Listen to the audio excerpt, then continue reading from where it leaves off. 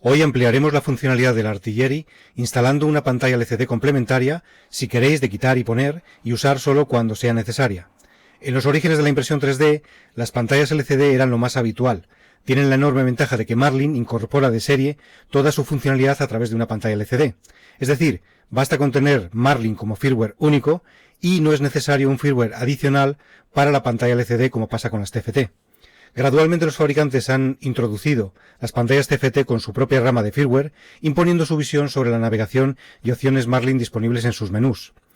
Y dependiendo del modelo TFT y de lo abierto que sea el código, varía la dificultad de desarrollo para dar entrada a nuevas funciones de Marlin. Conscientes de este problema, las pantallas TFT de última generación, como la TFT35V3, unen lo mejor de los dos mundos: la visión de navegación y usabilidad del fabricante en modo TFT y la facilidad de incorporación de nuevas funcionalidades Marlin con el modo emulador LCD. Hoy presento dos implementaciones: una libre para la clásica pantalla LCD Full Screen 12864, soportada sobre Marlin 119, y otra disponible mediante donativo con la minimalista y colorida LCD FisetC Mini V21, soportada con Marlin 2053. De entre todas las funcionalidades activadas, destaca la deseada pausa avanzada, más conocida por su comando, que es el M600, para cambio de filamento. Antes de conectar la pantalla LCD, hay que realizar dos sencillos cambios en la electrónica de la placa MKS. El primer cambio es dejar libre los puertos de expansión 1 y 2, donde irá conectado nuestro LCD. De fábrica, el TFT del Artillery conecta dos cables a ese puerto para realizar la función reset del mini botón de la pantalla TFT. Lo desconectamos y, con ayuda de un terminal macho JST-PH2, soldamos por la parte de atrás de la placa MMKS dos cables para mantener la funcionalidad reset de la TFT. El segundo cambio no es necesario para la LCD Full Screen, solo para el LCD de FisetC. Tenemos que mover los pines del LED del hotend para no interferir con la electrónica de la FisetC. Pasaremos de usar los pines D5, D4, D6 para el RGB a usar los pines D6, D4 y D11 para el RGB del hotend. Hay dos métodos. El primer método, que yo he elegido, es hacer un adaptador de JST-PH de 3 pines a 4 pines. En un extremo conectamos el cable marrón LED de fábrica del Artillery y en el otro lo llevamos a la placa MKS. El segundo método es simplemente cambiar los 3 jack hembra del cable marrón del LED del hotend a una cápsula mayor, a una cápsula JST-PH4, y conectarlo directamente a la placa MKS. Existe un tercer cambio, pero francamente no lo recomiendo. Es usar la función Power Loss Recovery para recuperar la impresión tras un corte eléctrico.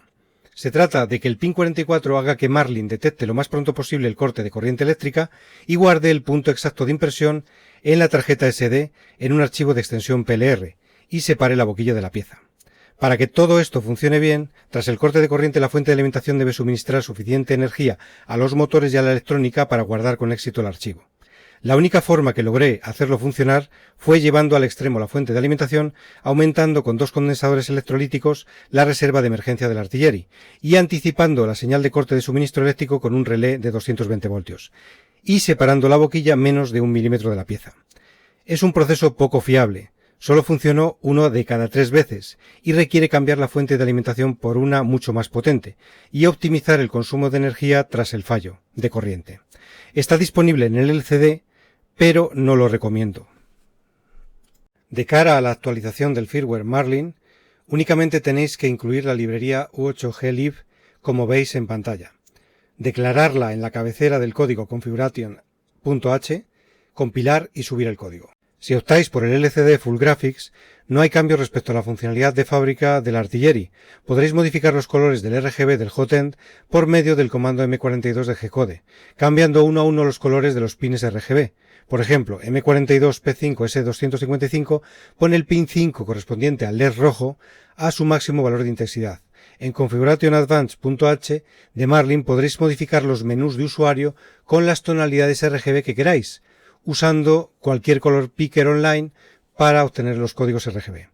M42 se puede usar en cualquier script G-Code o para señalizar un evento, como es la pausa tras el comando M600, por ejemplo, mostrando un color rojo cuando se detenga el extrusor antes del M600 y otro verde al reiniciar la impresión después del M600. Una pausa para una advertencia menor. Es muy común que los cables del LCD Full Graphics os lleguen al revés y de primeras no veáis nada en la pantalla. Para solucionar la conexión, Basta con que echéis un poco de lubricante 3 en 1 sobre las cápsulas de plástico que recubren los pines de los puertos EXP1 y EXP2 y retiréis dichas cápsulas con cuidado. Y en ese momento ya podréis girar 180 grados la posición del conector para obtener una buena conexión. Respecto al LCD Fiset C, en el recuadro 1 podréis ver cómo cambiar su color por defecto. En el 2 veis dónde configurar el contraste, ponerlo siempre al máximo. A veces da problemas y no veréis nada en la pantalla. Para solucionarlo, basta con conectar la placa MKS al PC y ejecutar por Pronterface o similar el comando M250C255 y después guardarlo en la EPROM con M500. Para añadir un color nuevo hay dos métodos. Mi recomendación es el método 3.1. A través de Custom User Menus, el comando M150 es el más sencillo. El 3.2, el método 3.2, es para expertos, pues hay que tocar bastante código C. Con este método modificaremos los colores disponibles para el LCD dentro del menú nativo, el LED Control. En ese menú podéis ver la paleta optimizada de colores por defecto con los que el LED NeoPixel rinde mucho mejor.